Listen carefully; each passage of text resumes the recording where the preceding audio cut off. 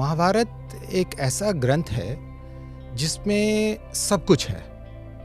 Totality में हमें उसको देखना होगा। वो एक हिस्टोरिकल लिटरेचर नहीं है। महाभारत और रामायण जैसे ग्रंथ, वेद जैसे ग्रंथ, उसकी कंटिन्यूटी है आज तक। जब सनौली जैसे साइट एक्सकवेट होते हैं तो निश्चित रूप से एकाएक थॉट प्रोसेस चेंज होता है कि हमारे पास तो सब कुछ था। स्कॉलर्स जो कहते हैं कि इट इज़ अ मिथ, कोई प्रूफ नहीं है। अब आप बात करते हैं कि महाभारत में चैरियट्स थे। So how do you define it? एक तरफ साइंटिफिक थियोरीज होती हैं, एक तरफ और उस तरफ ही आर्कियोलॉजिकल फाइंडिंग्स हैं। जो साइंटिस्ट है वो तो आर्कियोलॉजिकल फाइंडिंग्स से जाएंगे, दूसरी तरफ कल्चर, ट्रेडिशन, स्कॉलर्स वो भी हैं। एक साइंटिफिक स्कॉलर्स हैं, एक तरफ आप पॉलिटिकल स्कॉलर्स भी आ जाते हैं, एक तरफ आप ट्रेडिशनल स्कॉलर्स भी आ जाते हैं। इन दोनों के बीच जो कॉन्फ्लिक्ट आ जाता है इन ग्रुप्स में, तो आप महाभारत को कहाँ डालते हैं इस सब में?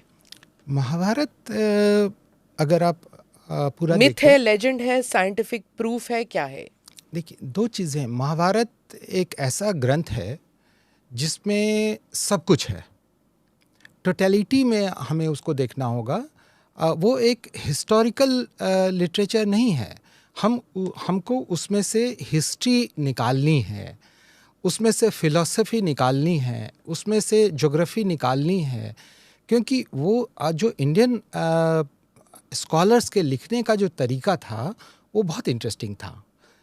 जो वेस्टर्न स्कॉलर्स के लिखने का तरीका है वो बिल्कुल अलग है। वो हिस्ट्री लिखने का तरीका था।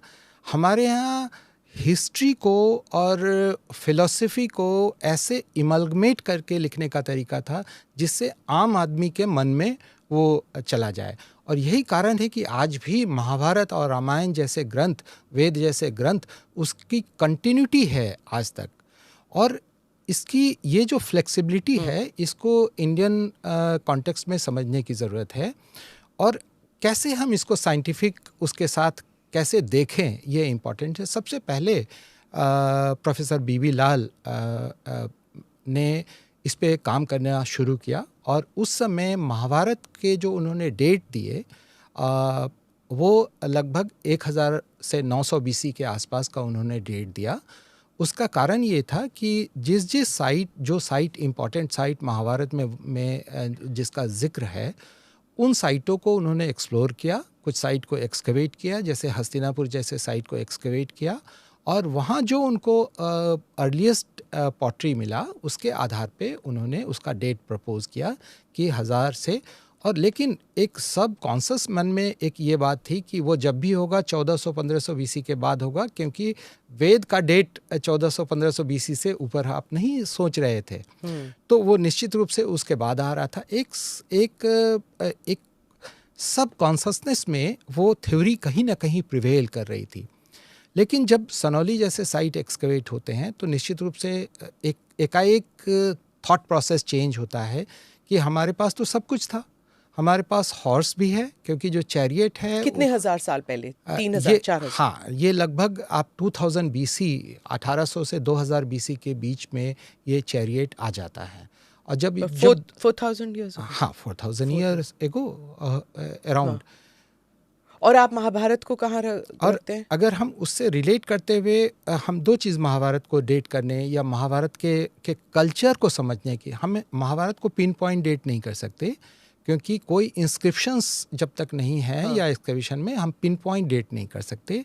लेकिन महाभारत में जो सोसाइटी है, जो कल्चर है, जो हीरोइक कल्चर दिखाई देता है, और अलग अलग रीज़न से जो लोग महाभारत में पार्टिसिपेट करके आ रहे हैं, उनका जो मैट्रिमोनियल अलायंसेस है, उन सब चीज़ों को अगर आप एसेस करें, फिर आर्कियोलॉजिकल कॉन्टेक्स्ट में अगर आप उसको देखें कि जो ज्योग्राफी महाभारत में है, उस ज्योग्राफी में जो साइट्स मिल रहे हैं, उस साइट के कल्चरल एफिनिटी का नेचर क्या है, क्या वो नेचर महाभारत में जो वर्णित है उसके नेचर के साथ, कल्चरल नेचर के साथ क्या टैली कर रहा है।